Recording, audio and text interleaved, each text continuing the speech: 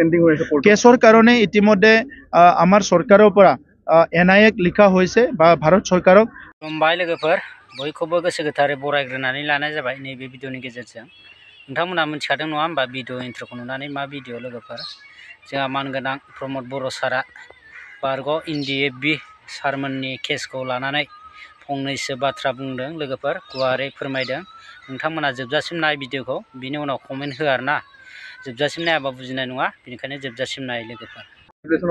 NDFB rehabilitation আমাৰ 600ৰ অলপ মানে বেছি ৰৈ আছে সেইখিনি কাৰণে মুখ্যমন্ত্ৰী ডাঙৰীয়া ইতিমধ্যে এপ্ৰুভেল দিছে আমি আশা ৰাখিছোঁ 27 জানুৱাৰীৰ ভিতৰত তেখেতসকলক দিব পাৰিম আৰু শ্বহীদসকলৰ ক্ষেত্ৰত আমাৰ এপছুৰ শ্বহীদ NDFBৰ শ্বহীদ BLTৰ শ্বহীদ যিবিলাক শ্বহীদৰ ক্ষেত্ৰতো আমি অসম চৰকাৰৰ লগত কথা পাতি আছোঁ আৰু মুখ্যমন্ত্ৰী ডাঙৰীয়া বহুত পজিটিভ কিন্তু কিছুমান আমাৰ আগৰ এপ্ৰুভ হোৱা লিষ্টবিলাকত কিছুমান কেৰুণ আছিলে এইবিলাক পুনৰ আজি ৰিভিউ কৰা চিন্তা চৰ্চা কৰা চলি আছে গতিকে এই কামটোতো সফল হ'ম বুলি মই আশা ৰাখিছোঁ কেছৰ কাৰণে ইতিমধ্যে আমাৰ চৰকাৰৰ পৰা NIA লিখা হৈছে বা ভাৰত চৰকাৰক যাতে যিবিলাক কেছ কনভিক্টেড নহয় বা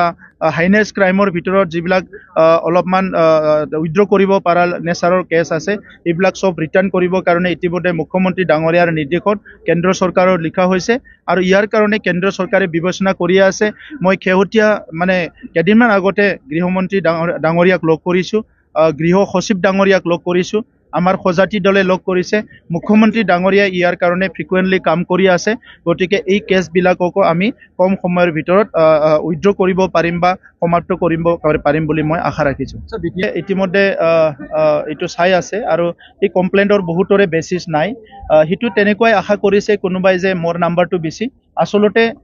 ইয়াত তেখেতৰ কোনোবা এটাত ভাল আছে যদি কোনোবা এটাত বেয়া আছে কাৰোবাৰ কোনোবা এক নম্বৰ বেছি থাকিব পাৰে কিন্তু তাৰ বেলেগ দিশত চাবলৈ গ'লে কাৰিকুলাৰ এক্টিভিটি আছে কিবা আছে চ' এইবিলাক চব প্ৰচেছিটি কৰি আছোঁ আৰু মই প্ৰত্যেকটো